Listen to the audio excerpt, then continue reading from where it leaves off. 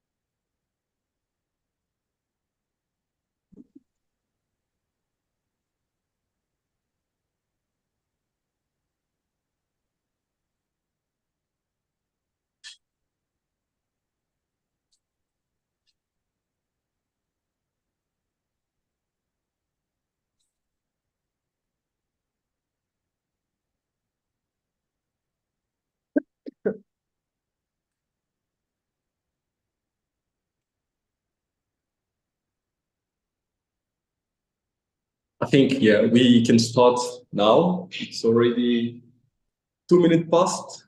And very good morning to the ones that have just joined us now. We're in the meeting still discussing. And just to let you know, Emilie, there are people that are going to be joining from the Ikoko platform online as we're streaming right now. So once again, good morning to you all and welcome to this exclusive masterclass on telling the story. So we are thrilled to have you all today, once again, and it's a pleasure to introduce our esteemed guest, Emilie Gambade. Emilie brings with her a wealth of knowledge and experience that will undoubtedly provide us with invaluable insight into the art of storytelling, a skill that lies at the heart of culture and creative industries. Emilie is currently the head of multimedia at the Daily Maverick, where she also serves as the editor of Maverick Life, the life and culture section of this prestigious publication. Her career spans in various roles in media and fashion, including a time at the group, as the group brand director at the Associated Media Publishing, and notably as the editor-in-chief at ELLE, I believe it's ELLE magazine, the famous ELLE magazine, and ELLE Decoration South Africa. So throughout her career, Emilie has constantly demonstrated a passion in crafty, compelling narratives across different media platforms. Her experience as a multimedia journalist, filmmaker, and fashion editor makes her uniquely positioned to guide us through the session today. So telling the story. And Emilie, over to you. Would like to hear your story today.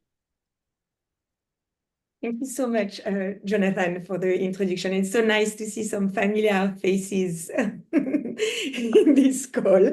I feel very much at home, which is really nice. And it's so funny because I was listening to you talking about all the titles and, you know, again, talking about the story, and yet I feel like I still have so much to learn. You know, titles are titles. It's just, but yet, like, there's so much, and our world is constantly changing. And I'm sure, I mean, I know from meeting all of you that you are experiencing that, and I think that's what is amazing with telling stories. It's that it's never set in stone. It really is something that can be so empowering to us and to others.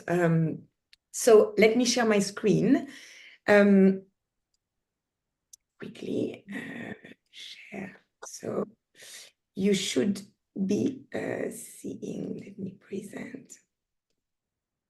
Okay, can you see all my screen?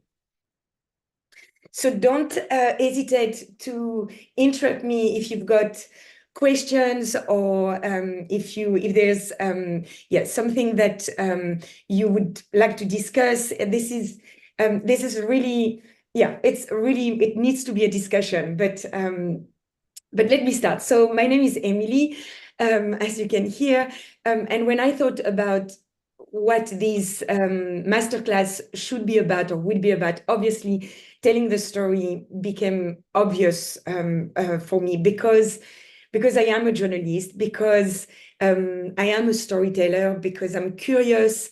I'm always keen to listen to other stories, to document them, to share them, and through my work to really try to understand what are the best ways to share those stories with respect, empathy, and truth. That really is what is at the core of what I do in my daily work. So this masterclass is really about telling the story.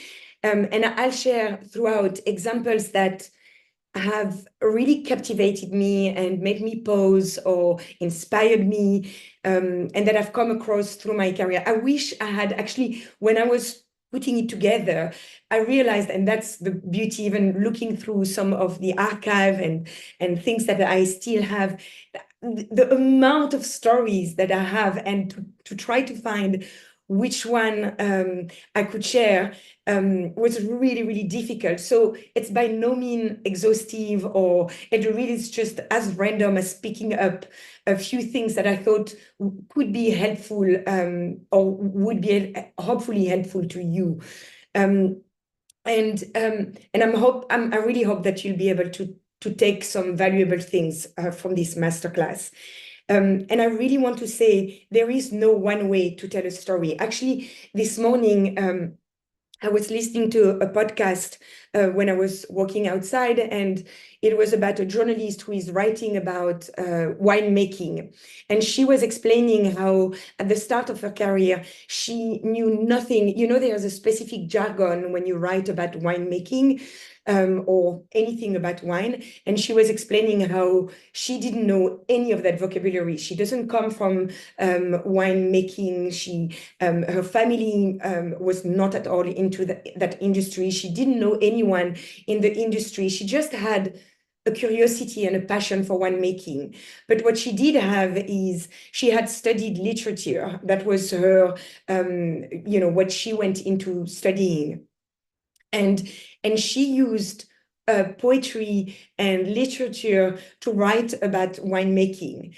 And at the time, and she wrote a book actually about winemaking using all these, unusual sort of for this industry vocabulary. And she was explaining how it made her stand out. Some people criticized it, but that's okay. Not every story is gonna be for everyone. But she found her audience and people who resonated with it and who didn't feel intimidating by a jargon that might have been otherwise could have been sometimes alienating if you don't understand it.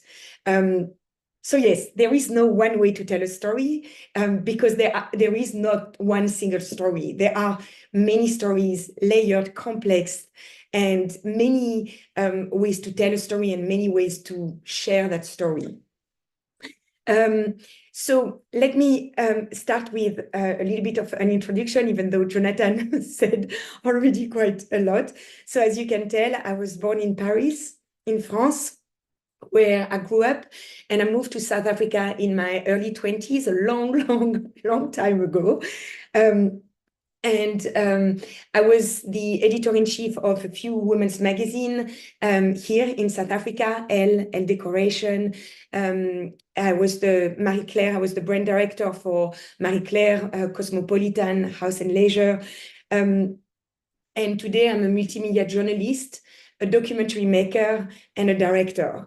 And throughout my career, I've had the incredible opportunity to work with incredible creatives and storytellers themselves that have shared their stories with me. I mean, Tebe is on this call. I've been so lucky to be able to hear Tebe's story and to film Tebe Maguru's story as well, or part of it, not at all of it.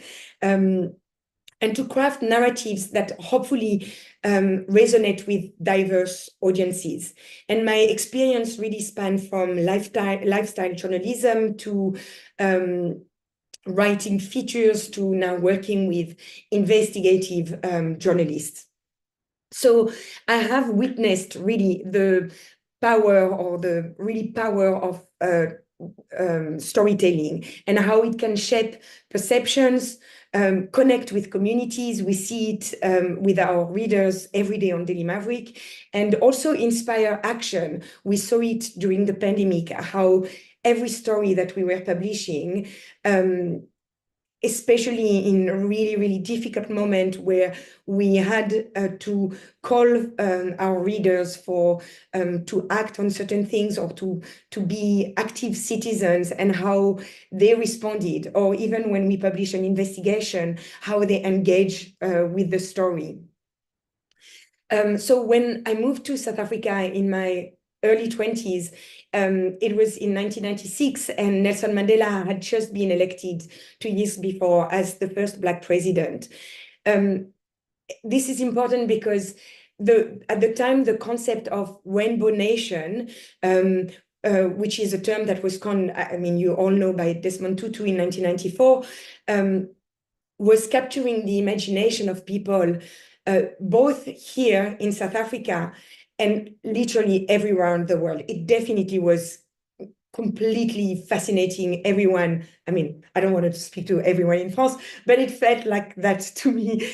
I mean, now I'm talking about every French person, but no, but at least I know I was following the story and the development with like absolute awe. And when I moved here to South Africa with no one, I knew no one. I was just coming for an internship with ELLE magazine, because ELLE magazine, which is originally a French magazine, had launched their first edition in South Africa.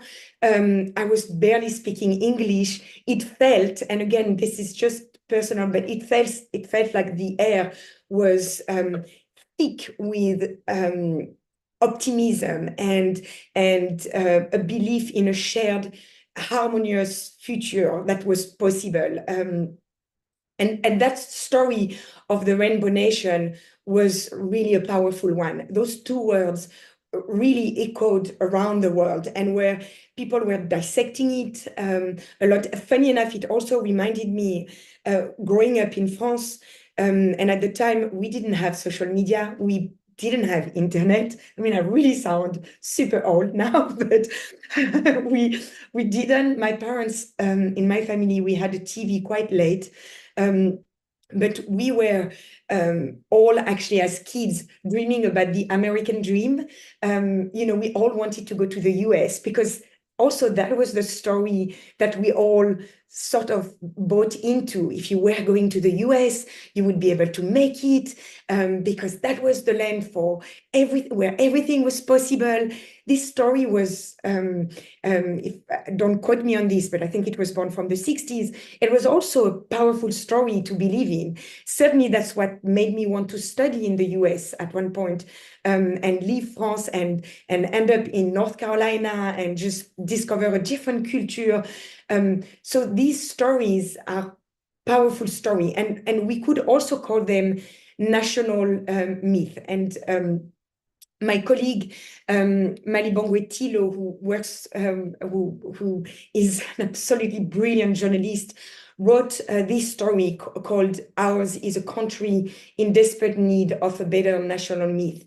He wrote it in let me see. Sorry, I see that just he wrote it in 2021, and in this story he said the craft of nation building must be accompanied by an effective and believable national myth in art as in life. And the reason why I'm saying that is exactly that, because those stories, even, I mean, obviously, we're going to go into why they are important for you, or for the project that you are building, or for the book that you want to write, or the film that you want to make.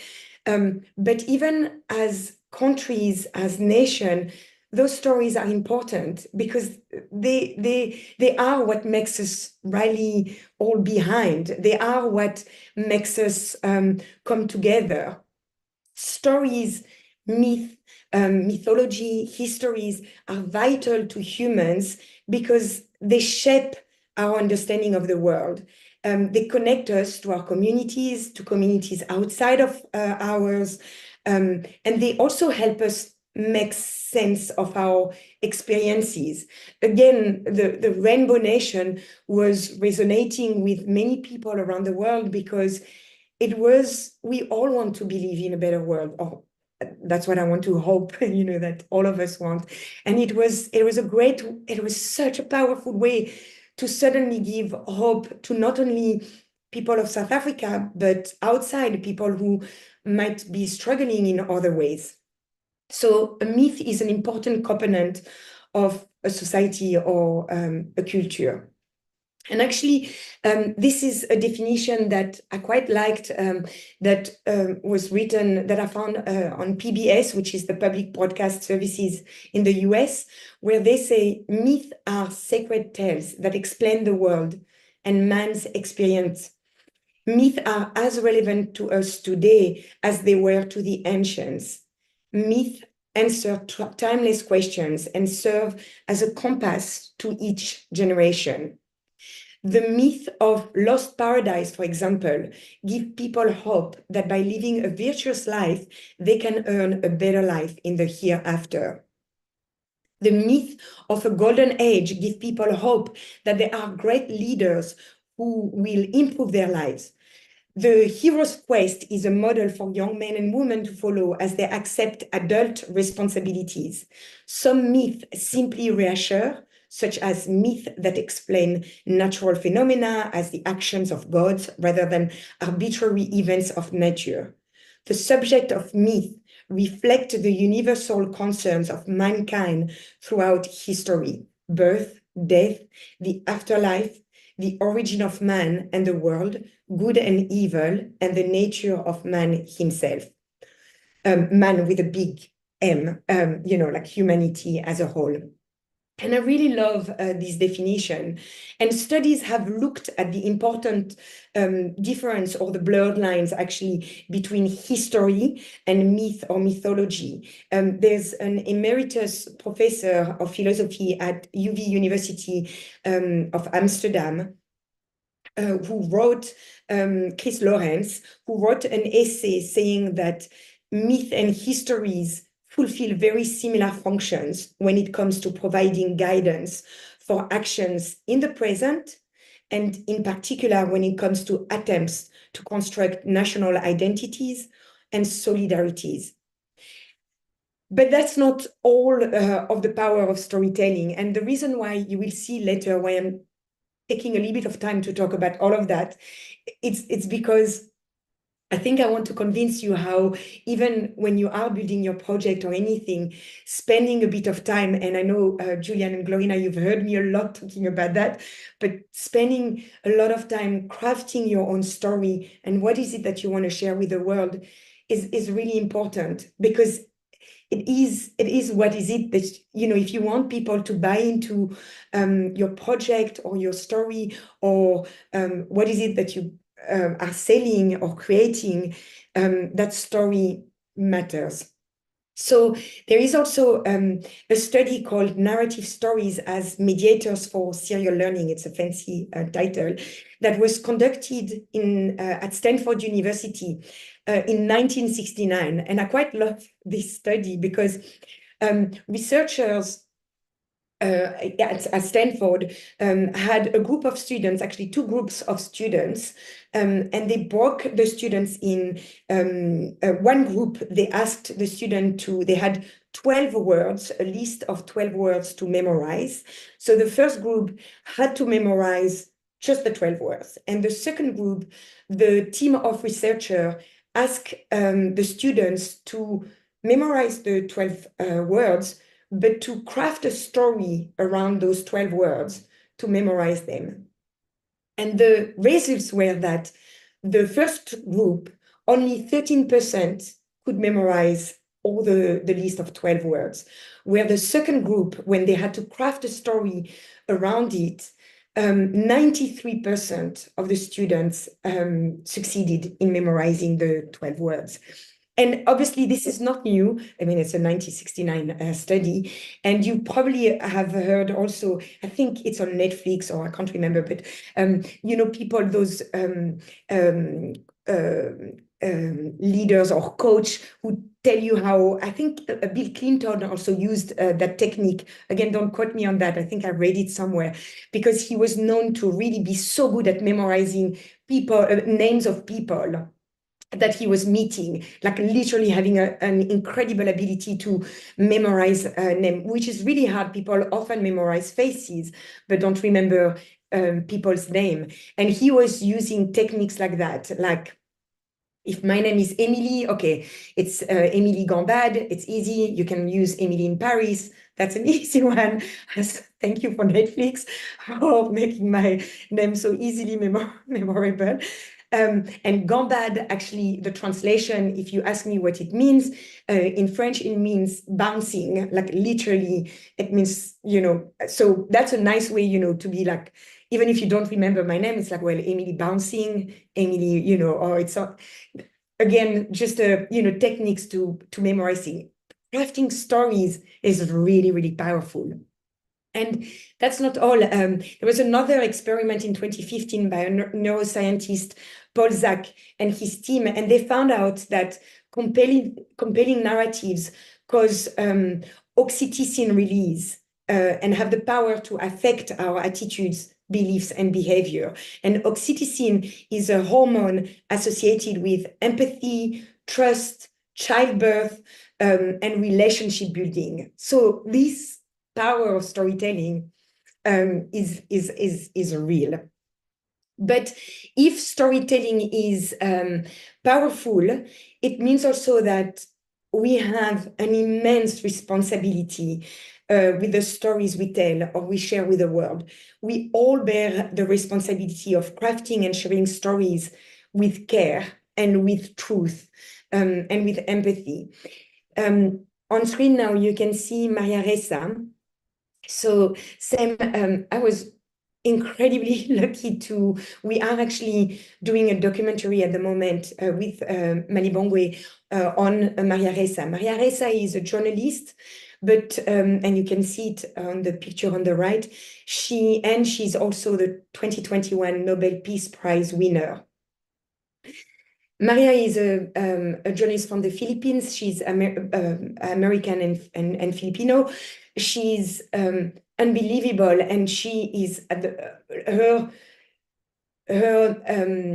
main, I don't want to say battle, but a call to action at the moment is really fighting for journalism and the power of journalism as the fourth estate in the survival of democracies around the world against the rise of big tech.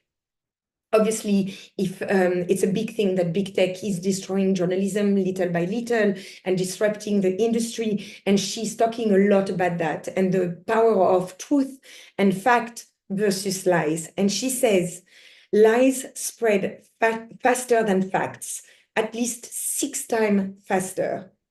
A tweet that's a lie, especially if laced with anger and hate, you are more prone to retweet it or share it on X 70% of the time. What that means, she says, is that these lies then become facts. In the end, this changes how you feel because it weaponizes your fear, anger, and hate. It changes the way you look at the world. And obviously, if you've been on social media, if you've been on, especially X at the moment, which can be particularly toxic, and but not only, you might have experienced this. How do you recognize a truth from a lie? How do you recognize facts from misinformation? And obviously, this is hard, and this is a discussion that we have a lot in journalism at the moment, and that I will explain also in the way we craft our storytelling. But it's everyone's responsibility, whether you are crafting fiction, whether you are using AI, whether you are nothing is wrong or right, but make sure that you share it with as much transparency and truth as possible. So today's journey, in this masterclass, as I said, we're going to go into what is storytelling, some powerful brands that I found are interesting case studies that we could use in today's masterclass. And then what, like the few steps that I think can be useful to craft a story. As I said, they are by no means exhaustive because there is no one way. You might find something else that might be useful for your own story. But I have found, for example, now that I've moved from the written word to filmmaking or doing videos, that this has been such a gymnastic and a different way to write a story. And probably writing a book is another different way of writing a story. But there are threads or that are common to all of these that we can use when we want to craft authentic, responsible, and engaging narratives. So what is storytelling? First, does anyone have question up till now? All good. Okay, I'm going to keep going. Rihanna, I can see you on screen, so just let me know if you see any question because I can't see everyone, but yeah. So storytelling is the art of conveying messages, ideas, and emotions through a narrative. And this idea of narrative, which is literally, I looked up the definition, it's a structured account or representation of events, experiences, or actions that are connected in a meaningful way, is important. It's important because without a narrative, it's just a series of bits and pieces of information. So let me share with you two examples. Several countries. Let me stop. Karin Dolly, who you see on screen here, is an investigative journalist at Daily Maverick. She is an incredibly courageous journalist who is focusing on gangsterism in South Africa and specifically in the Western Cape, and then drug cartels. Her work often involves intricate and multi-layered stories with numerous people involved. And to make these investigations clear and accessible for readers, and for us to be able to produce videos that viewers can easily follow, we need to build strong narrative structures. Without that, if we simply present a series of facts, we risk losing the audience along the way. So when Karin shares a story with us, she also shares a script. She shares that we discuss together. Then she shares screenshots that are part of her investigations, pieces of evidence that she collected during, again, her work or her reporting. And then the video editor, so in this case, it is Emilie Gambade, will piece everything together into a coherent narrative. And in this case, it's even split into chapters to make sure that we keep the rhythm and we keep the audience engaged and we make them understand where we are going. So let me show you a little bit of the video so you can see what I'm talking about.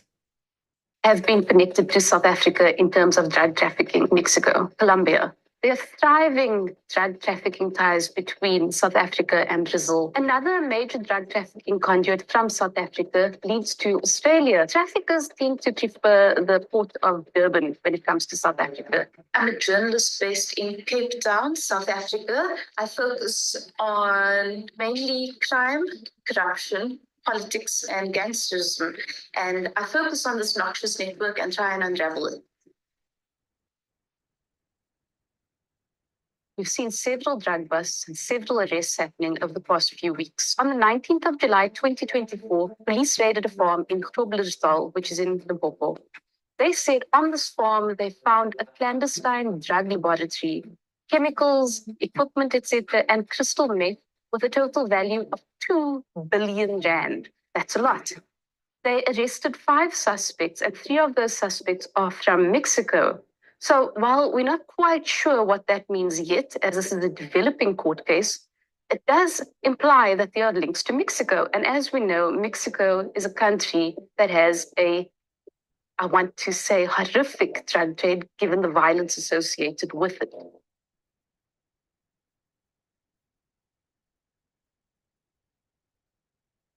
Few weeks. So I'm not going to take you through the entire video. It's you can see it on Daily Maverick, but this was to show you, so you can see the different clips and the different the map that Maggie created to show the link between South Africa and Mexico, and the bits of and the pictures that we collected. This is literally a puzzle that you piece them together to make sure that this story, even down to how we're going to write the headline, this story, that Karin's work, her investigation, is as easy to understand for viewers who only have a certain amount of time to spend on a story, or because, you know, people are busy and everything. They will be able, while they watch, to really get into the story and understand why this is important. So here the narrative is clear. But what I'm trying to say is that we first, Karin will first write it literally with words, and that I'll go back with the why it's important, what do they need to focus on, and then the puzzles start to be pieced together. Another example that I want to share with you also on another sort of narrative that also shows the importance of a narrative, but in a different way. We reported here at a lot of us who are working, and so this is a different story that we did as well. With a journalist from Daily Maverick, from Maverick Citizen, Tanzin Metteler-Camp. This story is called Cold Reality. Many of us are closer to living on the street than we think. In this story, it was similar to Karin Dolly in the sense that Tanzin also had to share, shared also with us the pieces of her reporting and everything that she collected and or everything that she reported on, and we looked at pictures and what she was documenting, and then she wrote the narrative, so how she would want to share the story with the world. But then what she did as well is, towards the end of this video, she wanted to also reflect on her reporting and share her thoughts on what this investigation had made her realize. And this narrative structured allowed viewers to form a deeper connection with both the journalist and her experience and the story. And that is also something that we see again and again, that when we go beyond facts or reports, when our journalists share not only the findings of their reporting, but the process behind their investigation, we see significantly higher engagement. So in this case, we have few options. We can either share clips when the journalists share with us, their stories, and embed them in the written word in the story that's going to be published, or we can even publish the clips with no context whatsoever on social media. But there's a risk with that, is that, again, people will lose the context of the broader story. They don't have the perspective of, or the why we're reporting on the story. And then what it does is it might just add to the noise without allowing for people to really reflect on why we're sharing this piece of content. So let me share with you also a little bit of what I was talking about, how Tanzin did it here. Who would consider ourselves to be part of the middle class are actually a lot closer to living on the street than we think. Over the past few weeks, I've spoken with ex-policemen, businessmen and entrepreneurs who've fallen on hard times, and women and men who have fled homes to escape abuse. The situation in reality is much more complex. Hi, my name is Tamsin Metlerkamp, and I'm a journalist with Maverick Citizen. And I want to show you that part where, at the end, where she's going to share a little bit more about her own experience. The truth is that if I were to lose my job, whether because of a shrinking media industry, poor decision-making, or chance, I would have about 3 or 4 months before my savings dried up. My good fortune is that I have a parent who would allow me to move back in for a while. I have good friends who might let me couch surf, and I have connections in my industry that would help me get another opportunity. But not everybody is so lucky. What I've realized in my work over the past few weeks is that the space separating those of us who have homes from those of us who don't is narrow and far narrower than we think. I think it makes us better people to remember that. And I really encourage you to watch this video. It is about the housing crisis in Cape Town, specifically. But the reason why, again, I wanted just to share that is to show you how here the narrative was structured, how it was important for Tamsin to be able to share this reflection, because this series that she's writing about the housing crisis, it's much more than just reporting on what's happening. It really is also serve as how do we do better as a society? How can we think about solutions? How can we, and that's the why also behind why we do things. So this series then led to a webinar, and then to more discussions with the mayor of Cape Town, and with also activists and organizations that are really working again to help improve the housing crisis in Cape Town, or the yeah, these narratives are important because it was really thinking through the story, not in terms of one video or one reporting, but more as a whole of how can we tackle this really difficult topic in the best way possible. Join us on Thursday, 15th August. So storytelling,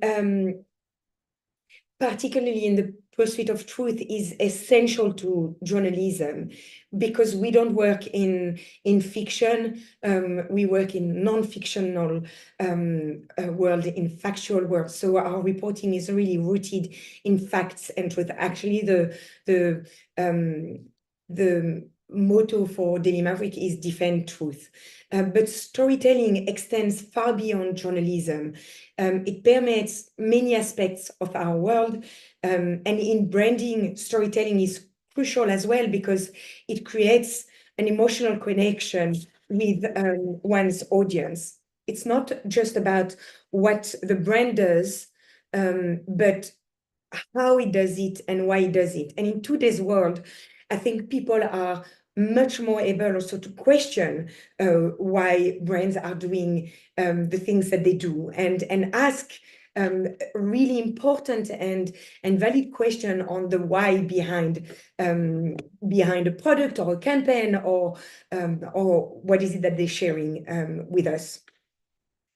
So I would like, so as I told you, I was thinking about which brands I thought had a significant impact, especially when I was working back in magazine, or trying to understand how they were working out their narrative. This is not really to say that Nike is a really great brand or not. This is not about that, and I'm not particularly interested in consumerism as such, but I am still fascinated about the storytelling techniques and what it means, and what it does to us.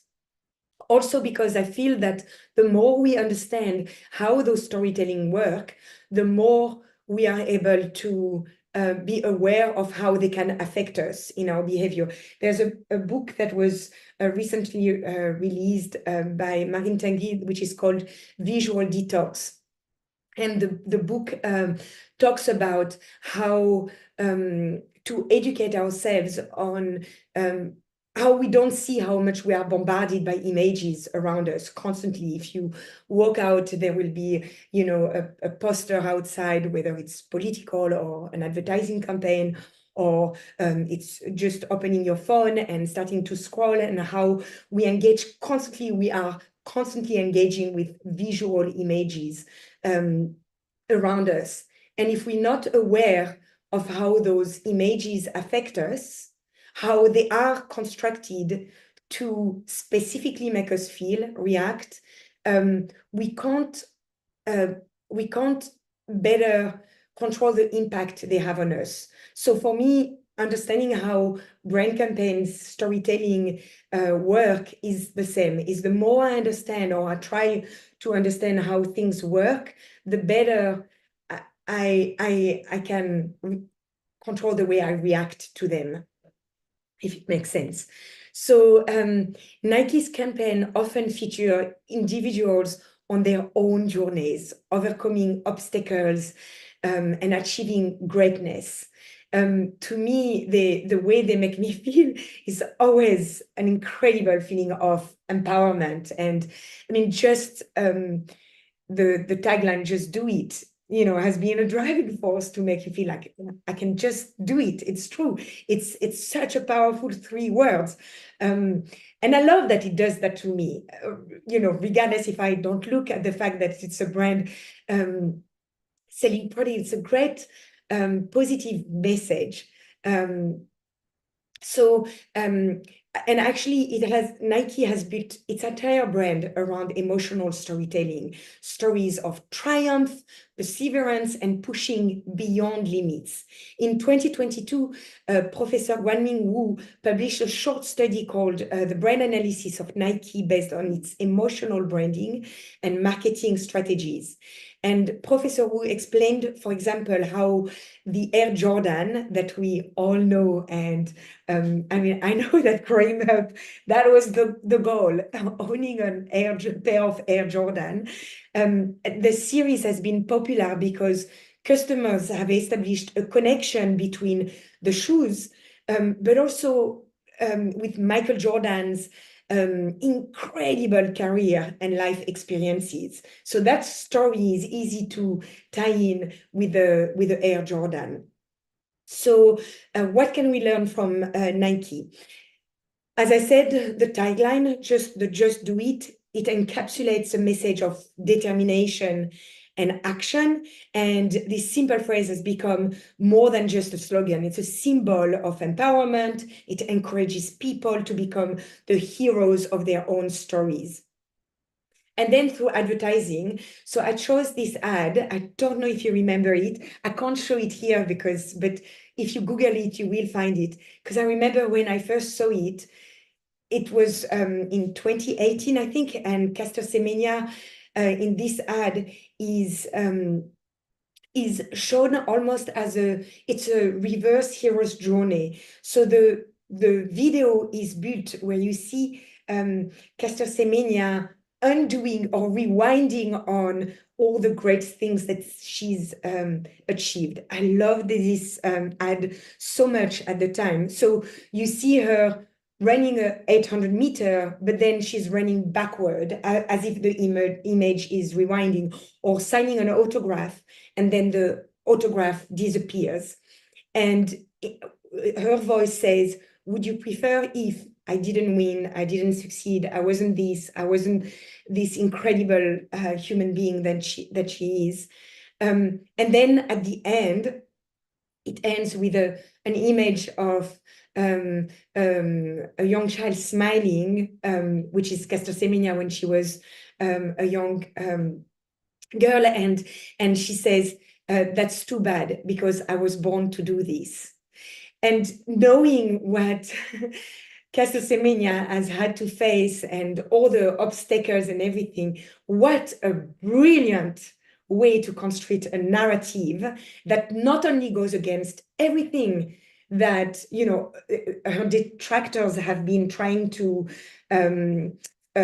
fight her for, but also basically saying, you know, it's too bad because I was born to do this. So this is, and we'll go about the hero's journey later, but to me, that was just such masterful in a way of bringing a story to life. And that's her actually in the also in the video. Really go watch it. It's a brilliant advertising campaign. And then there was this one as well that I was still in my mind because to show the power of storytelling, you probably have seen it. It was done in 1997, just at a time where I think Apple was sort of, it was like the renewal of Apple with Steve Jobs coming back. And it featured black and white images of iconic innovators like Albert Einstein or Martin Luther King Jr. And this campaign celebrated creativity and non-conformity. And you could only hear those words that are on the screen.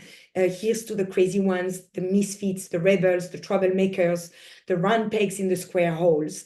And in a paper that was published in 2017, Dr. Aditi Dubey said about this campaign that it was evoking a sense of history, and I quote, of making a mark, of standing the test of time, conveying aesthetic appeal and art, inviting the audience to find more, compelling the audience to look for meaning. But what I loved about this ad is that nowhere did it show an Apple product or did it mention an Apple product. That was just relying on the power of storytelling to sell the brand Apple. You just had the logo, but nowhere you could see a product. That tells you enough about the power of storytelling to just share, to share something that you want to share with an audience.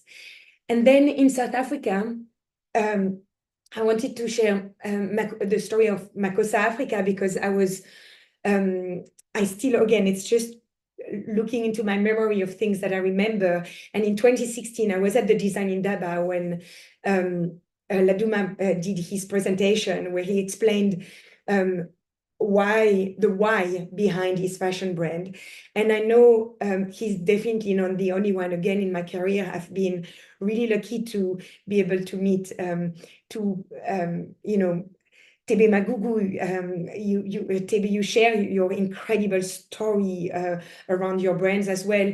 Lukanyum Dingi as well. So there are many creatives in South Africa that know that do that already, that share stories around the why behind their brand. And to me, it's just such an important or powerful way to connect with a brand that might be completely or entirely new to you. So in this presentation that Laduma was doing, he explained how he was blending traditional Xhosa aesthetics with contemporary fashion and how where it was coming from and how it was through this story, he was able to evoke a really sense of pride and heritage and belonging. Belonging is also important in this idea of storytelling. So storytelling principles. So I hope now I've said enough about why the storytelling is really powerful and important. And why storytelling isn't just about selling a product or a service, but it is about forging an emotional connection with your audience. And in today's fast-paced and increasingly noisy world, responsible storytelling is more vital than ever. So everywhere you turn, whether it's on TikTok, Instagram, YouTube, Netflix, you bombarded with an endless stream of content. and the choices are vast. I mean, I don't know if you are that person. I definitely am. I open Netflix and literally I spend half an hour just trying to find something to watch, when at the end I almost spend more time trying to decide what is it that I'm going to watch than watching actually something. So which one captures your attention? Which one will you trust?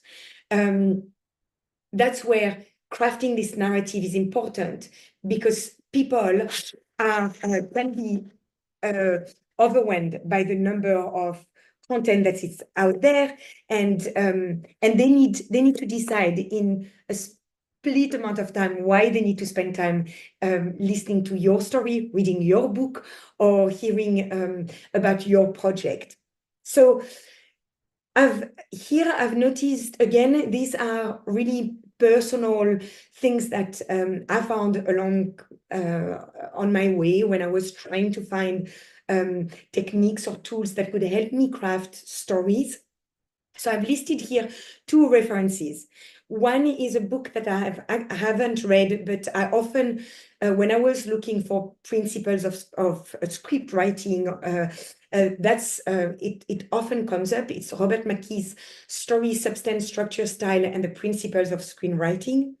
And the second one, Producing with Passion, Making Films that Change the World, is a book that I was gifted and that I hold dear, because it really is a simple book, but it really gave me to at least give me wings to tell stories in a different way. When I read it, it was what sparked this desire to, with Malibongwe, to tell stories through videos or film, and really do it even if we had no experience in that field. And both books have a similar way to approach the how to construct a narrative. What I also told you, what I loved about script writing, is that compared to when I was studying, learning how to write story, or that you have to have an introduction and a middle, and we're going to go into that, and a conclusion, but that was it. With script writing or screenwriting, and for the filmmakers who are here, you know that already, you really have to think how you're going to keep your audience engaged. Again, it's what I said, it becomes a puzzle of how you're going to put everything together so that the image is clear for whoever is going to watch that image. So the way those principles work are, first, the purpose and message. So when you are thinking about a narrative, and I think I've shown you earlier, I've already talked about it, the why is so important. Why do you need to tell that story? Why is that story important? And what do you want your audience to take away from it? Knowing one's why is crucial in storytelling, because it grounds the narrative in purpose and meaning.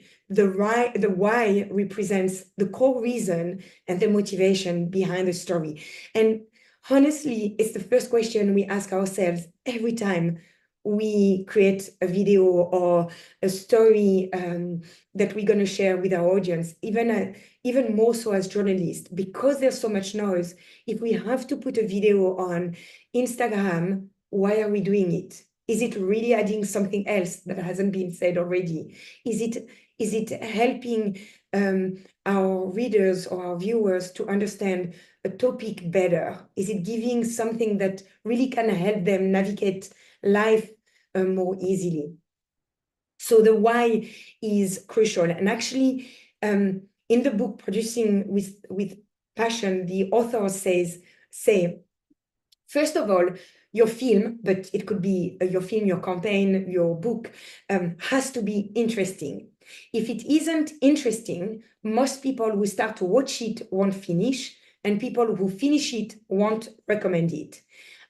And I would argue that knowing your why is deciding why it will be important for your audience, your readers, your customers to engage with that story, because you don't want them not to recommend your brand or your story. You don't want them not to engage with it. So that why, once you understand that why, you can really craft a story around it more deeply. Then character and relatability, that's the who. So obviously in film and or even if you are writing a fiction story, or that's sort of easy, because we often think about characters in a as characters of a book or characters in a film, but characters don't have to be just protagonists in a novel. It can be a brand's persona. The character can be yourself. Characters just serve as a connection point between the story and the audience. And we're going to see examples later. And it often makes the narrative more personable, but it doesn't have to be a human being. A character, and again, I'm going to show you example later, can be also something else. It doesn't have to be a living being. Conflict and resolution, that's the what. So in filmmaking, we talk a lot about conflict, and it's not conflict as in fight. A conflict is a challenge or a tension or an obstacle or something that keeps the audience engaged and allows for the story to have some sort of closure or resolution. And the journey from conflict to resolution is often where you learn the most significant lessons. So it could be, a story of you growing up and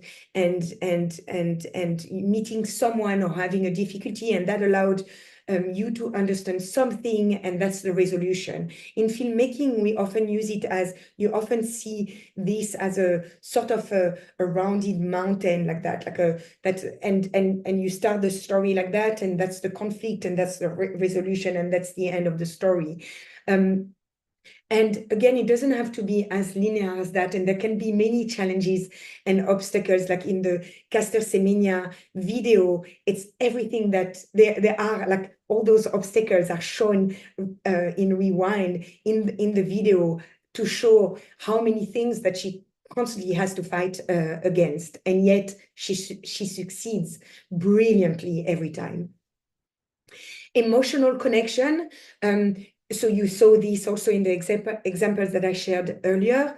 But it really is about whether it's your personal story, like Laduma for Makossa Africa, or Tanzin in the story on housing crisis, whether it's something else that is part of your brand, but people react also or connect rather to something that is emotional, and it makes it often memorable and impactful. Structure and flow. So that's what I was saying. Whenever you write a story, the usual thing is about a start, a middle, and an end. That's quite linear. It doesn't have to be that way. I'm going to show you also other examples, but you need to have some sort of structure, even if you deconstruct it, even if you then change it for the next story, or you build upon it for the next story. And again, that's the beauty of storytelling. These are just tools and techniques that I'm sharing with you, but what you're going to do with it is really just about you, and it will make your story stand out and be different. Responsibility and truth, that's what I've been speaking about also when I was mentioning Maria Ressa. Authenticity is the cornerstone of storytelling, whether it's your own story or someone else's, or you reporting on someone else's story, or you documenting. There's a deep responsibility attached to storytelling. We carry the weight of accurately representing someone's experience, emotion, or truth. And this responsibility extends beyond just facts. So in journalism, it really is, there is the thing that if you can't just write a story based on one source, that you need at least 3 sources that can confirm a story, that a story needs to be rooted in facts. But it also, storytelling and that responsibility involves honoring the essence of the story, respecting its complexity, and ensuring also that the voice or the voices behind it are heard with integrity and care. Because storytelling isn't just about telling, it's also about doing justice really to the narrative again and the people it represents. Visual and sensory details. So obviously, in film, again, it's probably easier to understand this because we can, we can think of the images like I showed you in the video, that we can build these pieces of the puzzles that we put together. But it can be also like in a book. If you're writing a book, you might think about what the cover of your book is going to look like and what images you're going to use inside. In branding, it could be extending to your packaging or the logo or the wrapping paper. And I know most of you are already thinking about that, but are you thinking about it within the cohesiveness of your story? And what is it that really you're trying to share again with the world? And universality and relevance. So the best stories are often those that resonate universally, but not only. It doesn't mean that it needs to be a story that is for everyone. A story that is extremely local, but that touch on something that its essence is universal. That will connect to a broader audience. So it's more themes that tap into our shared human experience and make the story relevant again to a bigger audience. So these are just a few key principles. It sounds a lot of theory, and again, I'm going to use hopefully examples that I hope is going to make sense of everything that I'm talking about.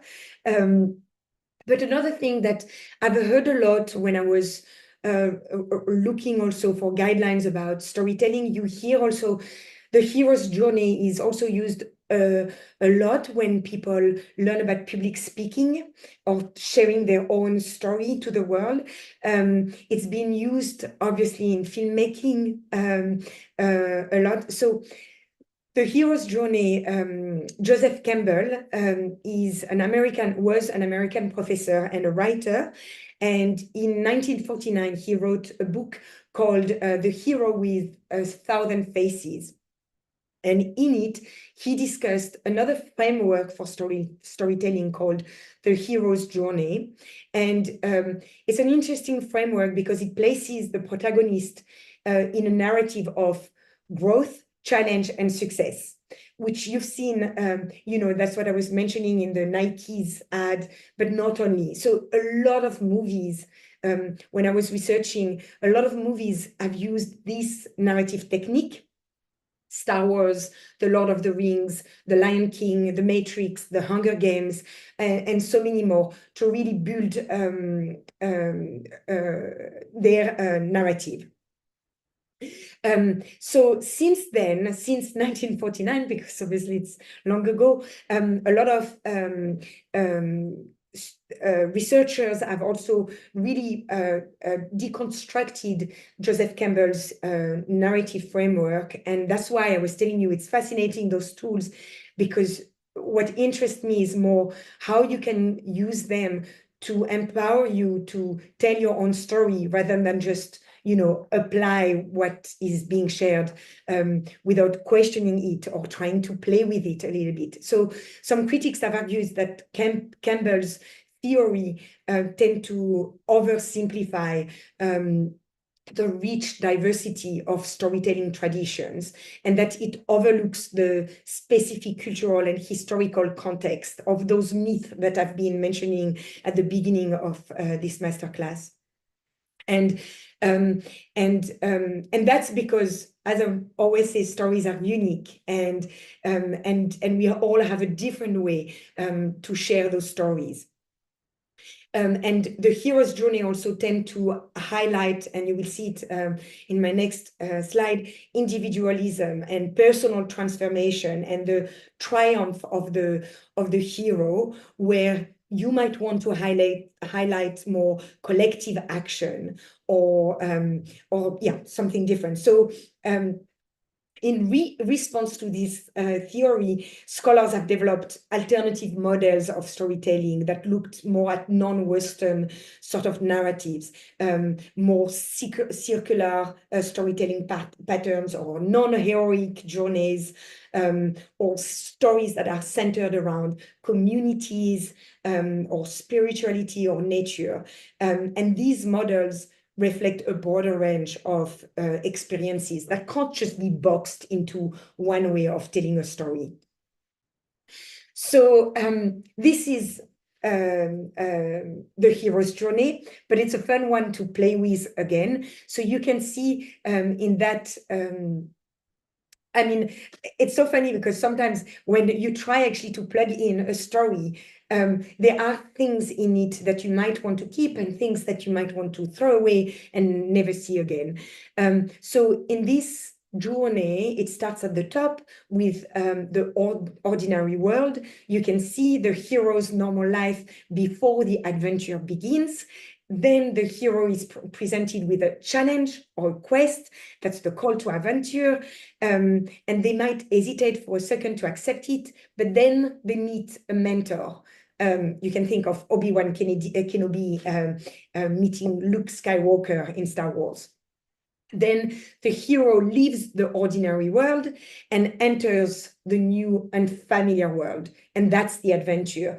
In your case, it could be launching a new collection. It could be deciding that you're going to go on a different path and quit your job and do something else. Or it could be that you are deciding that if you are the hero of your own journey, you are going to be writing that book that you've been putting aside for so long.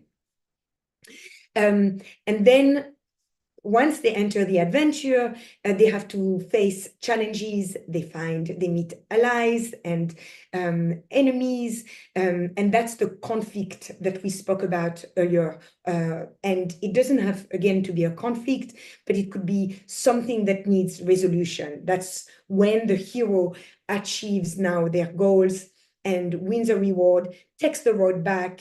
But wait, there's a final twist at the end, a transformation, and voila, the hero returns with the elixir or the lesson or the knowledge or something that then can benefit the ordinary world and the place where they started. So it seems like a really simple storyline. And if you think of Star Wars or some of the films that I've shared with you earlier on, you can see how that has been plotted around sort of that journey, because it is a way to make it, again, entertaining and keep you engaged with your audience. So what does that mean in the more in non-Star Wars or Matrix sort of terms? So again, I was trying to find brands that I know of and that I researched that might have used the hero's journey. So I don't know if they did. I was trying to apply it or to find ways that how would that resonate with the brand. So in the case of Patagonia, so you know Patagonia, it's an outdoor clothing brand that was launched or founded in 1973 by Yvon Chouinard. And the reason why I loved this case study, and again, I don't know if they used it, the hero's journey in their branding, but it came clear that there is some of the hero's journey in that storytelling. So the brand's mission, and that's all on their website, you can find it if you go on their website, is literally, so that's their why. We're in business to save our home planet. So now that's a pretty big why, but you can see, so that's that really is the purpose behind their storytelling and their hero's journey. But it is a fundamental why to develop everything that they've created around that brand. Again, I haven't been in a factory or anything, so I'm not, I'm just using here some of the elements that I found in my research. So from then, it looks like they have used the hero's journey narrative structure, but deconstructed it so that it is no longer individualistic, indeed, but that it is more or entirely community and environment focused. Patagonia's customers are the heroes. So they are the ones going onto the journey. They are the adventurers and the change makers embarking on a transformative quest. That literally is what Patagonia wants their customer to do. So when they say our reason for being here, they literally say, they start by saying that alpinism, that's still at the core of what they do, but that they really want to use everything they do. So I'm quoting what they say: we aim to use the resources we have, our business, our investments, our voice, and our imaginations to do something about it, which means save or protect life on Earth now that it is under threat of extinction. And they've really placed their customers as the heroes of that journey, of that reason for being. The company storytelling frequently follows the pattern of individuals or groups, for that matter, venturing into the natural world, confronting challenges like harsh weather or personal limitations, and returning with new insights or growth that are tied to environmental activism. And their campaign often highlight the power of communities working together to address larger environmental issues like climate change or deforestation or conservation. And this shift from a hero to a community of heroes really deconstruct, but use still the Campbell's traditional model. And then in Patagonia's narrative, the call to adventure is often framed as a moral obligation to protect our planet.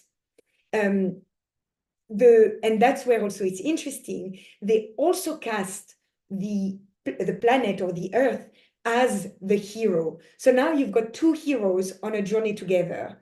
The hero is obviously the customers that now are on this adventure with Patagonia to protect Earth.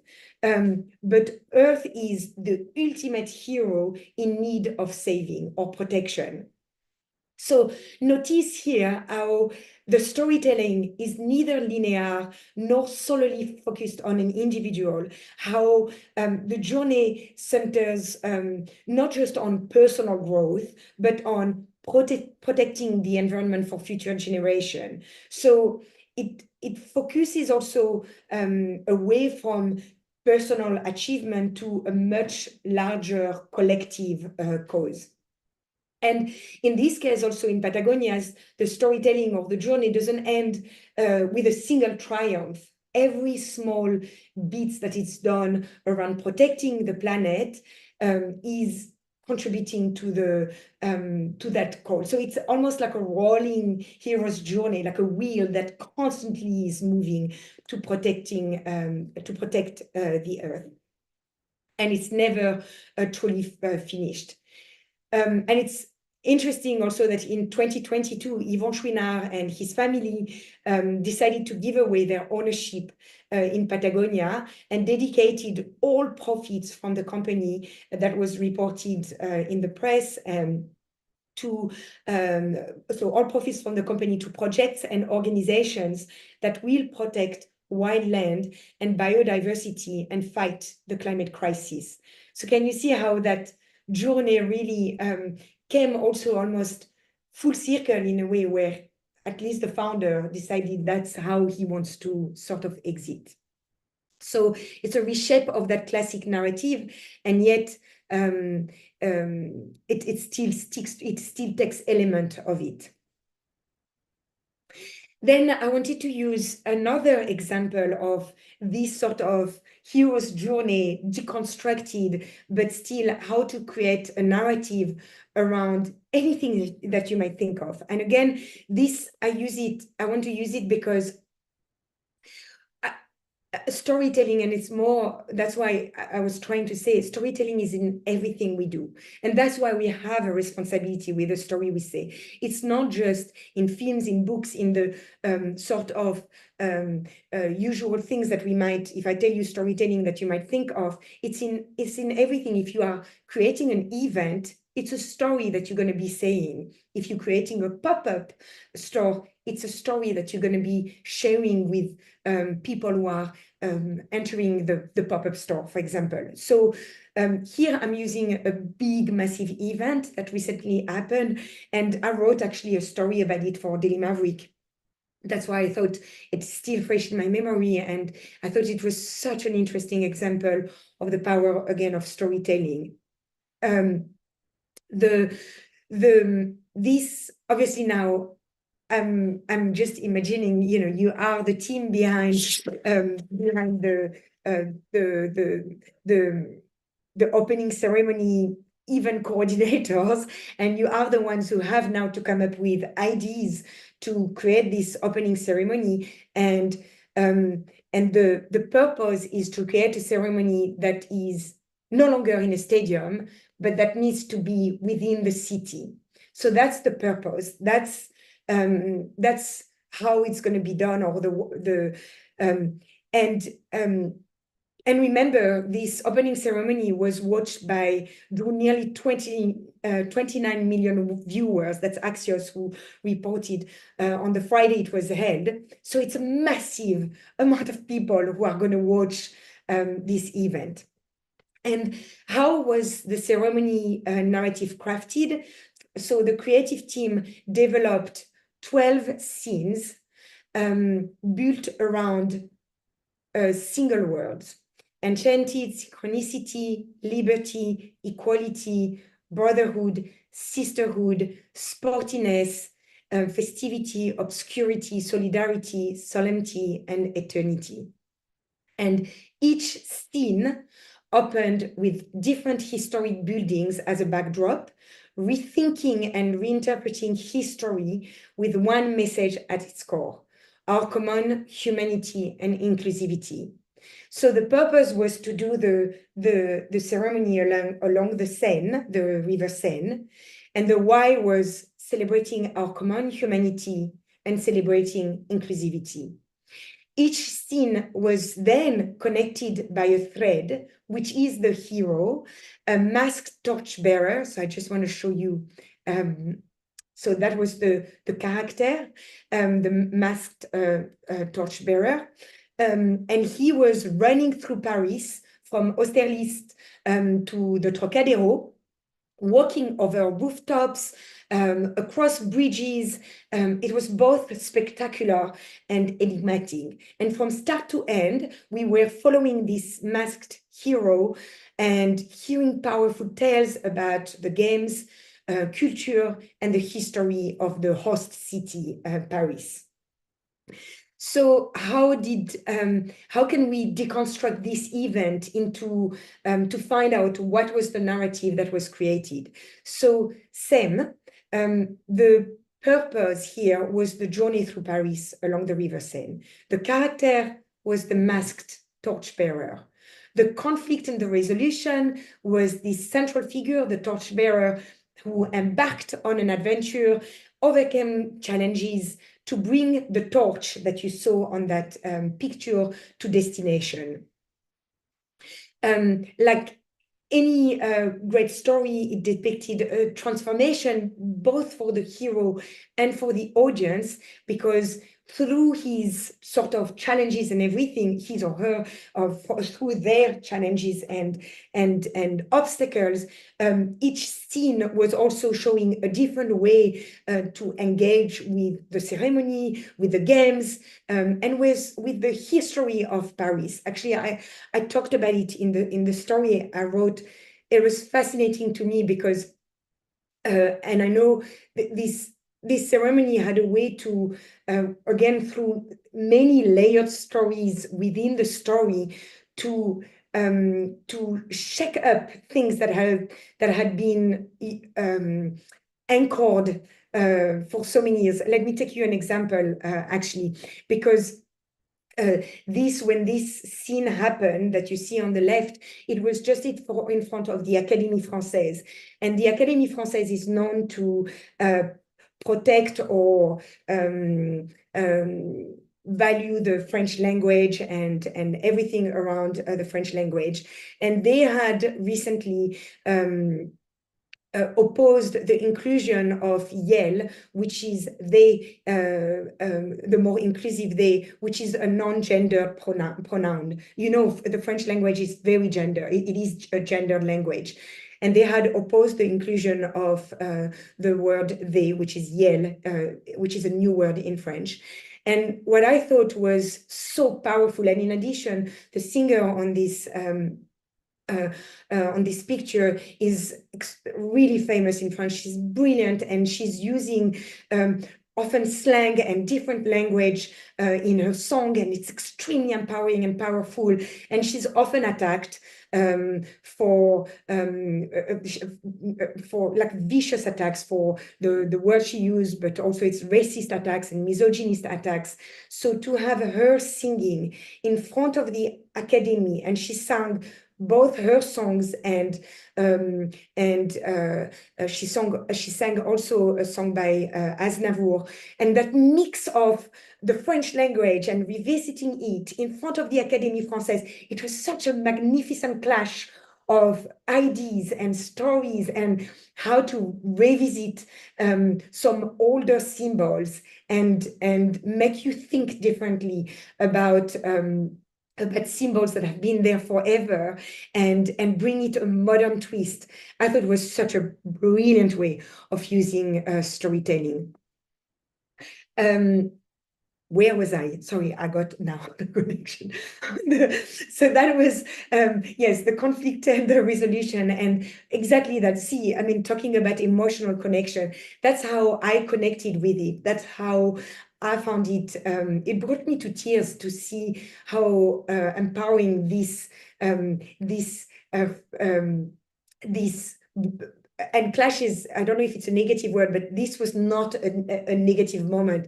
And there was also the Garde Républicaine the music behind, and they were all wearing their traditional costumes, which are made in really old atelier in France. So it was really, again, this mix of traditions with newness. And I think that was such a powerful way to bring an emotional connection.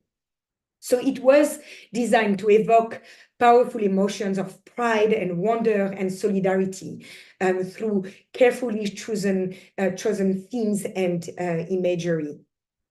Structure and flow. In this case, the structure was around the Parisian landmarks, as I mentioned. But it was also built around those 12 words that I mentioned before, that served as a symbol and that encapsulated complex ideas in single concept. And these symbols were not just decorative, they added, and that's why I was saying that for every story that was created, there were multiple stories that were developed as well. So there is no restriction in how you want to craft your own story. You will be the one able to know how you want to tell that story. Visuals and sensory details. Obviously, there was a lot of dance and music and pyrotechny, and that added to create this sense of extraordinary. And inclusivity and universality, I told you that was the why behind the ceremony. But the ceremony themes of brotherhood, sisterhood, liberty, and equality were not just local and cultural or just cultural. They were universal, and they resonated with a broader audience. And this inclusivity ensured that the story transcended borders, making it relevant and meaningful to people from all walks of life. So as a wrap up, I want to leave you with this thought that storytelling is an ongoing journey. I think that's what I really wanted to show you, that it's not cast in stone, and whether you're sharing your own story or someone else's, remember that it's about connection, reaching out to others in a way that resonates and stays with them. The tools and techniques that we've explored today in this masterclass, they are just starting points. The true magic lies in how you adapt and apply them to your own narrative. And again, take the time to listen to the world around you, listen to yourself and your own voice, and what is it that you want to share. Because the world always needs more stories told with authenticity and empathy. So I hope this was helpful. Yeah, if you've got any question, I'm here for you. Thank you.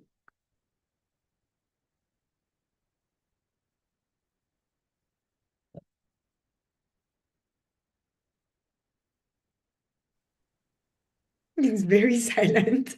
I don't have a question. Yes, David, I saw your hand, so I was just trying to. It wasn't a raised hand; it was a clapping reaction. I have no questions. I just want to say that was so incredible, and there were so many points which led me to think about other things that I'm not even thinking about when it comes to storytelling. So this was really, really fantastic, as always, though, with you, Emilie. Thanks, David.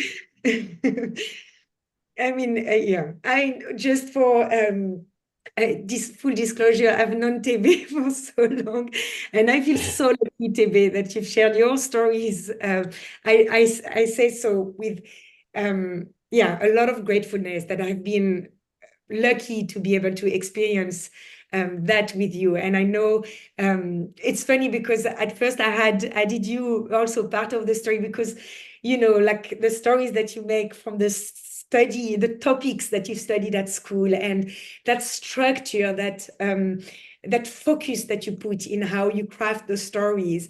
It makes all of us connect to it. So I think it's and I think we can learn from each other, and that's why there is no one way to tell a story, but we all have stories of being at schools and study topics, and that's the entry point, is that although they were very personal to you, they resonated with me because they brought up topics that are, and you can see elements in your collection that we can all relate to, and that's magic to me. That's proper magic. Thank you. So if there's no other question, I will. If you want to reach out to me as well, you can you can have my email. I will share some of the references as well with the team at Uvu Africa, but really don't hesitate to reach out. And if you've got stories to share, please let me know as well. I'm always happy to listen. I thought maybe we would have some questions from Jimmy, who's trying to tell his own story. I know Julian is in good hands. I know Gloria is in good hands. As they're starting over the ventures and they'd like to tell more of their stories written in their own ways. So I thought maybe they could also just take this opportunity maybe to ask some questions. But if everything has been clear and they are all well, then it's fine. So, but I think, I don't know if there is any question on, I was just trying to check on YouTube right now, see if there were any comments. Yes, someone was speaking. Was there someone? Yes, Jimmy, there we go. Hi, Emily, how are you? Hi, everyone. Hi, Jimmy. Yeah, Emily, that was really like a fantastic sort of way to really explain it. And it's incredible to see that, you know, you're obviously working in the field as well and every day, you know, interacting with these sort of different stories. My name is Jimmy. I'm working on a startup called Mood Swing. Mood Swing is an app that allows businesses and individuals to add background music to their conversations based on their mood. I could really relate because essentially this is a tool that also helps people to tell their own stories in a certain way. It helps businesses as well to really get a voice and be able to add sort of like a filter, you know, to their voices and to the messages and the stories that they tell, you know, instantly on a daily basis. And I also, you know, the way you spoke about how oxytocin you know, happens in people's brains when they you know, they hear stories. Well, the same happens with music as well. As soon as you're able to put music to a, you know, a story or explain something with music, like when you hear a song, basically, and you know, these are studies that have been done. So I really could relate, you know, to that from a story, you know, telling perspective, but more, you know, from a business side. I guess I wanted to ask you, you know, maybe if you might, and I know you spoke about a couple of examples with, you know, with like Apple, Nike, and those examples are great. You know, I love the quotes as well, you know, with the, you know, that they use for their campaigns.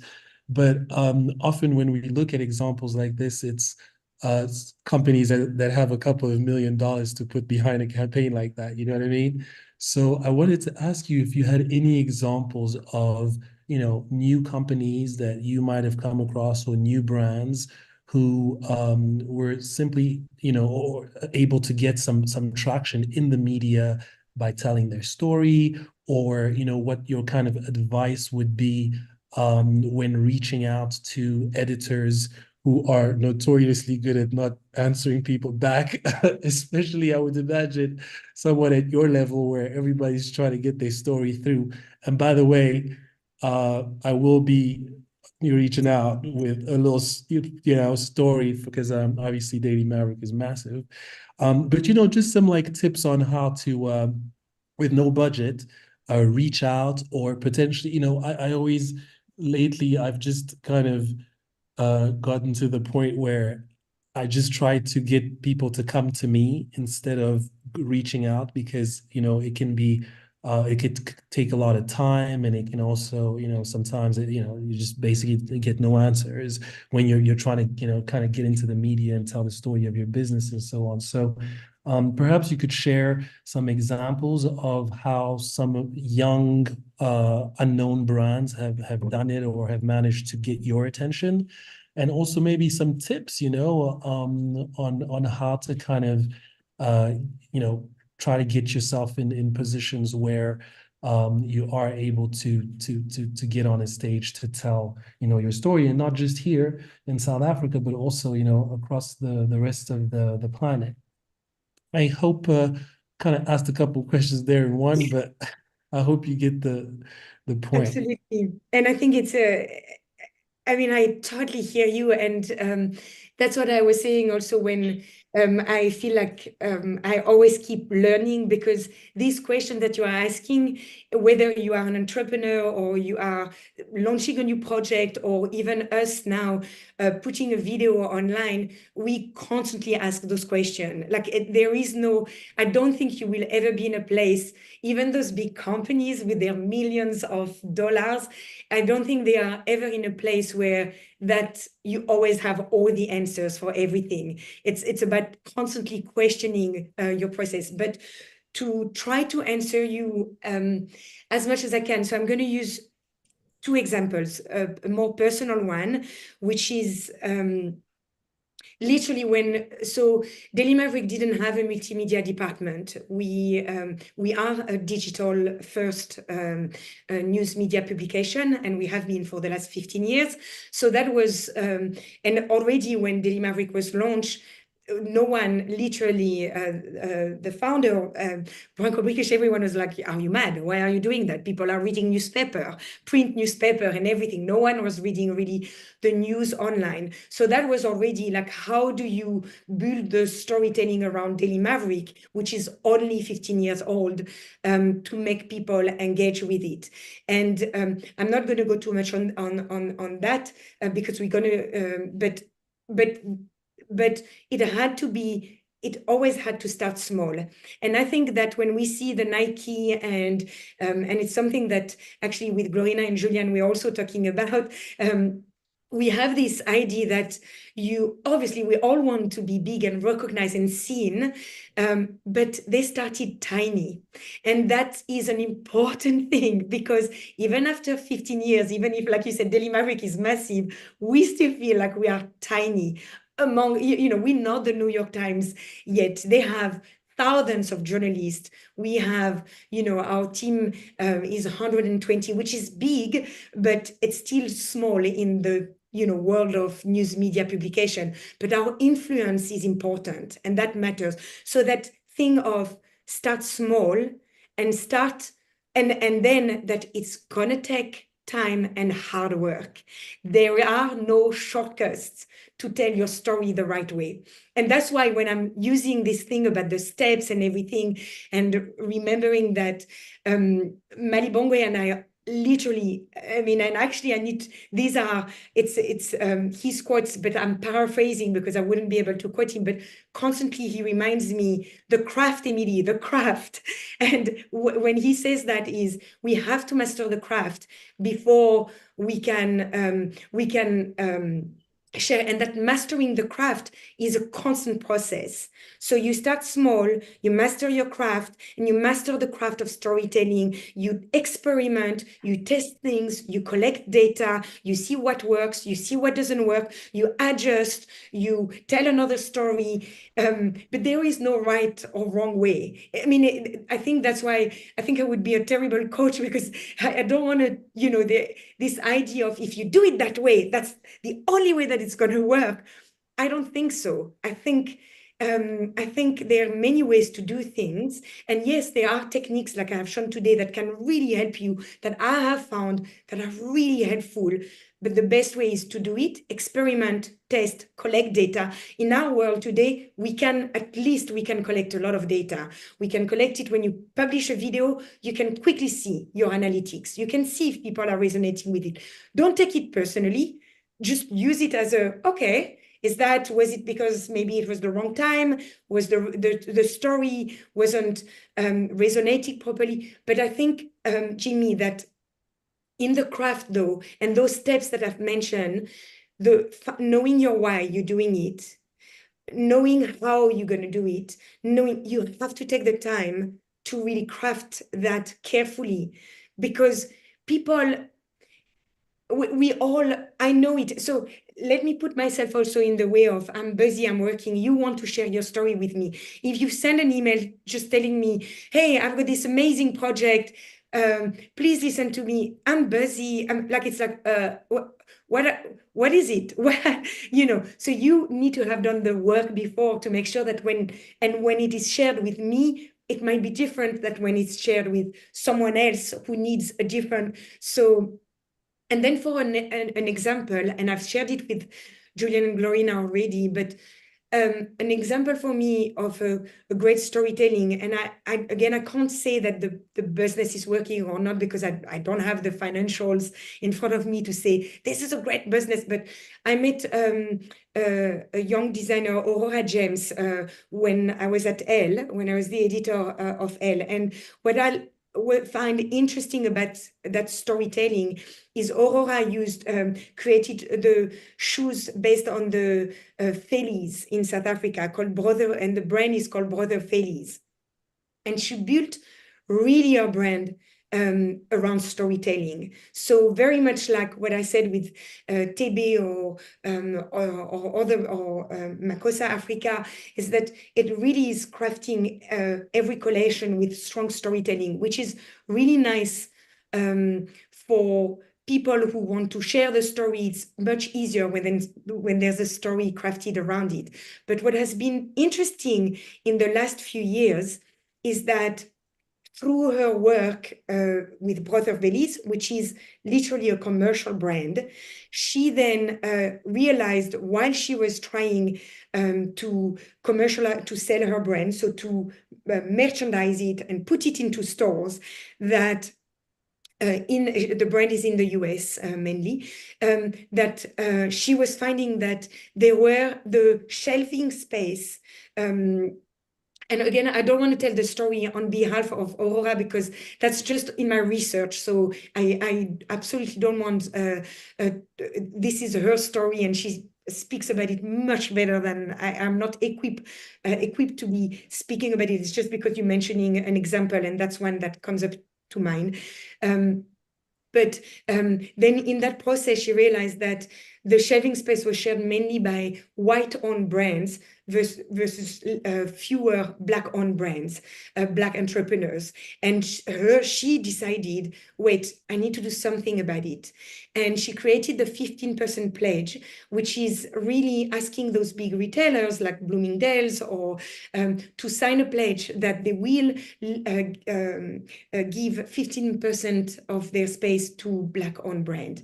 And that became another storytelling on its own, and building, and rallying people around that, which is such an important cause. So you can see how on one side she created something, and that's quite new, and you can see it if you go on her Instagram. If you go Google it, you can find a lot of it already online. But that's an example that comes to me about how someone who I'm assuming might not have had but that's an assumption. Again, I don't have facts or to prove it. Who started really small. I know because I remember going to see her first shop in Brooklyn, and it was a very, very small brand that now literally she was creating products for the Kamala Harris Teen Waltz campaign, which might not mean anything again because I don't have facts, but it's great storytelling and it's really powerful storytelling. I hope it answers your question, Jimmy. Yeah, it really does.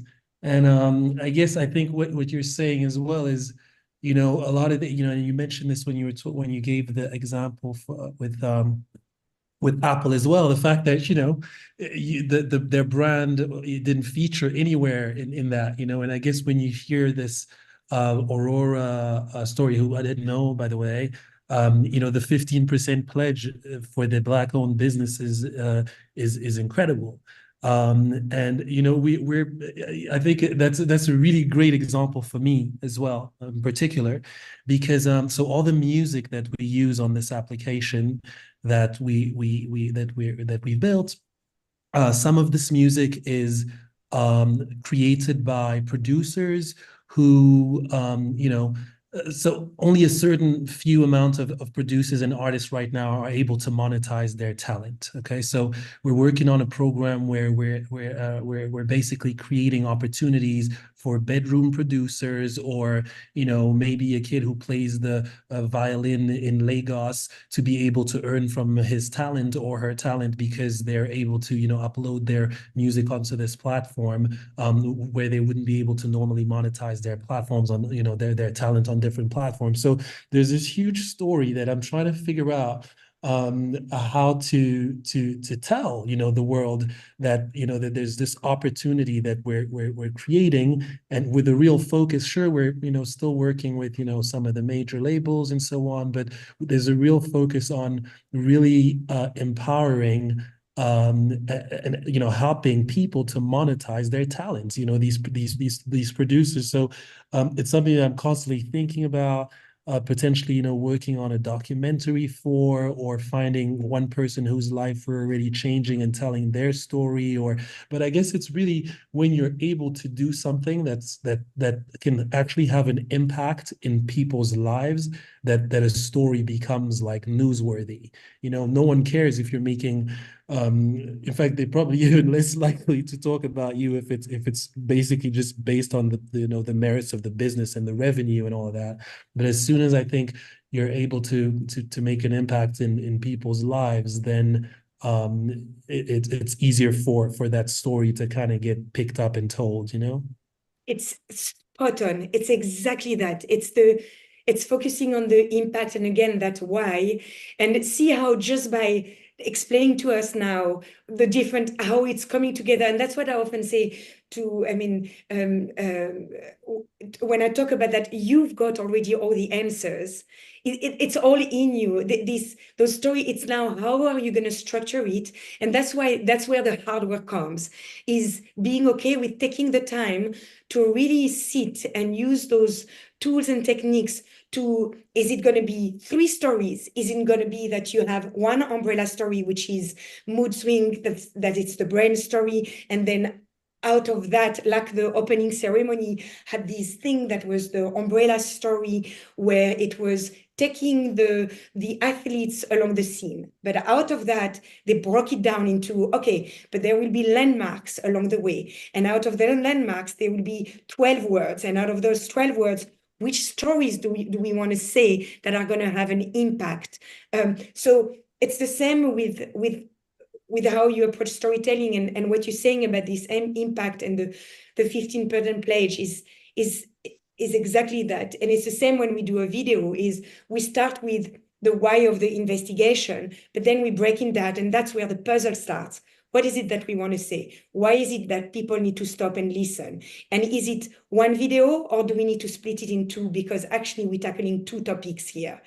And so in everything, you're going to have to stop and ask yourself that. And that's why I was also talking about down to your packaging and everything, because at every point you are telling a story in a way. When people come back and keep the bag because the bag is meaningful, or like it's the music that you want to share. You're absolutely right. I mean, in filmmaking, we think about that. Is it a dramatic moment, or do you want to rather? And actually, in journalism, we have to really think twice about it, because you don't want to force emotion also on people when you have to stick to the facts. So, yeah, that's really where the hard work starts. And I often think that sometimes, you know, especially us as creative, we think the story is so clear in our heads that we think, why don't people get it? It's here, it's all here. But yeah, you know, it's where the hard work starts. Thank you. Thank you. Definitely, and definitely right. I didn't know this question was going to take about 15 minutes, but I think that was a very, very good answer and very good question. Thanks, Jamie. I know you always have, like, you know, great questions, and you know, it also helps us, like, you know, understand better certain things, and that is something really amazing. And just a quick one, Emilie, you know, after sometimes working with some entrepreneurs, and most of the time people are scared of telling a certain story, especially maybe those coming from a background that is not, like, you know, maybe coming from a poor background and stuff like that.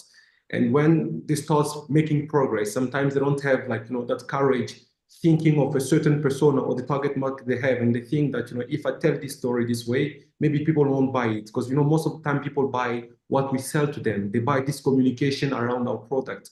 So in such case, how can someone be genuine to himself and tell the truth of where they come from and how they got to where they are? It's a very good question, and I think it's very personal, and again, it's unique. There is no one way.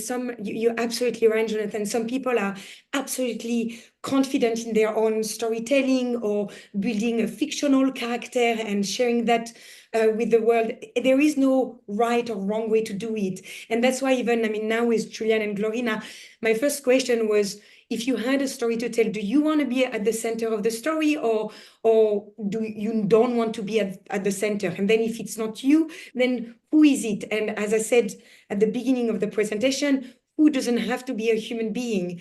Who can be something else? And that's where the beauty of storytelling enters, is then everything is possible, because it's still going to be your story, even if that story is fictional. That's what novels are for. That's why you open a book and get lost into a story about wonders, or that's why Wakanda resonating with all of us. So it's okay to create stories that are not always yours, but then it's how you're gonna, and that's why that hard work of still going through the steps and the why, because it still needs a structure. It still needs a life on its own. Otherwise, you're gonna lose people. So there's a place for every type of stories, but how you want to present it, I think we need that time of reflection.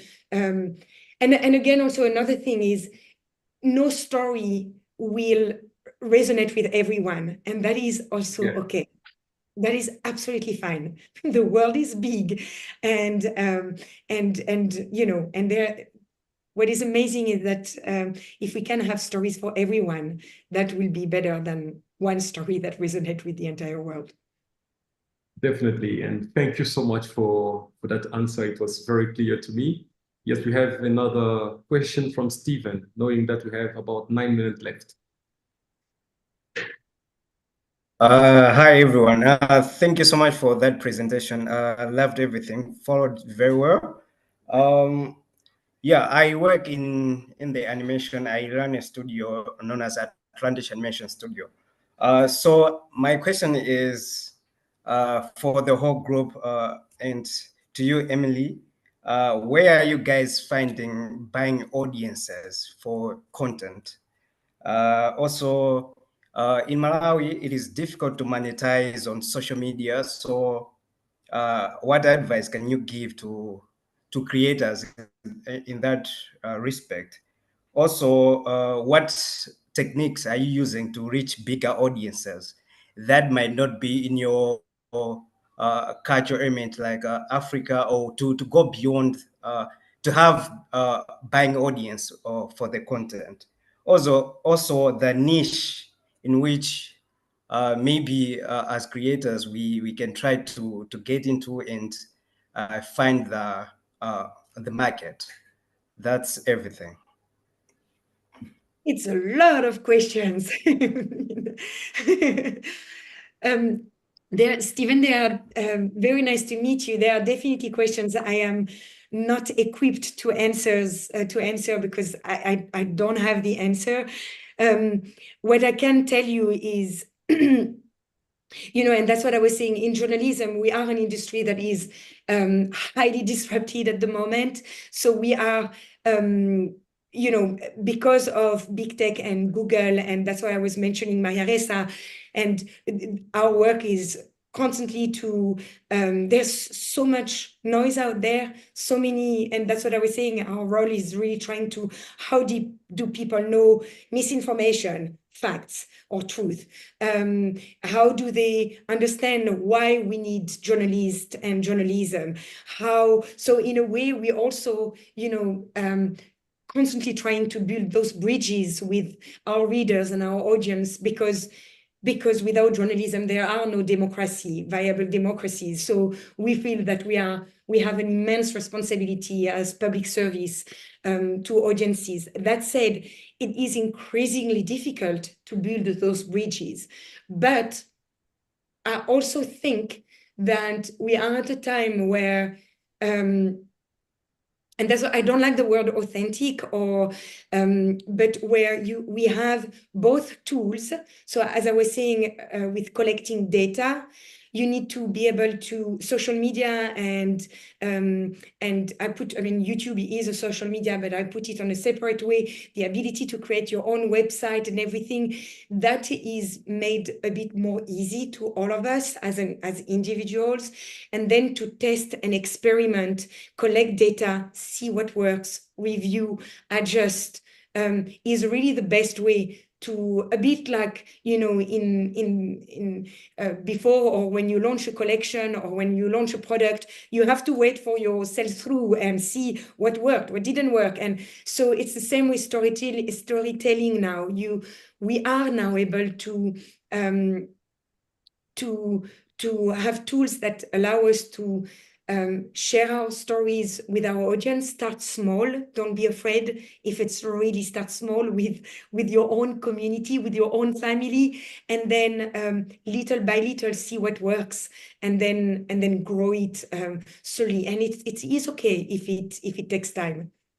We don't buy audiences in journalism, so I'm not too sure how or if that was a question. But yeah, I don't know if it helps, Stephen, but yeah, again, I would start small and test and experiment. And on top of that, I know I'm not an expert in marketing, but I understand that it's very important for you to also do a market analysis to understand, like, you know, people's behavior, what social media do they use the most, or what communication media do they use the most.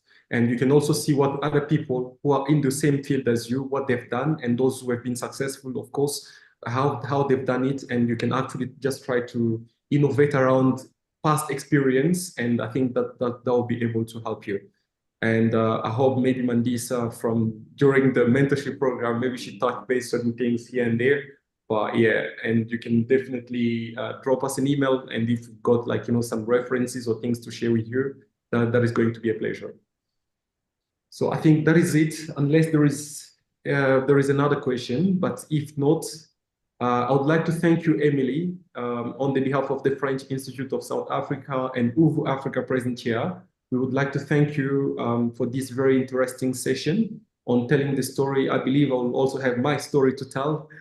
And just like Julian, Glorina, and all the entrepreneurs present here, I believe that, you know, every one of us has a story to tell. As long as we're still human beings and still have, you know, the intelligence in our brain and, you know, a word to say or something to say to the world, or even to our children, future children, I don't know, but I believe that, you know, there is always a story to tell and a story to encourage everyone that is going to walk the same path as what we're trying to do right now.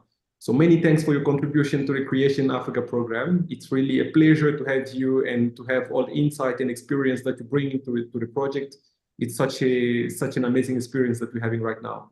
So many thanks to you. And this is such a wonderful masterclass. I believe I could hear more. But I think I'll replay the video because it's on Ikoko for those who want to replay and or share it with your loved ones or people around you. The masterclass is on Ikoko. So thank you very much, Emilie, and I wish you all the best. Thank you. Thank you, everyone. Can't wait to hear your stories. Bye. Thank you. Bye. Thank you.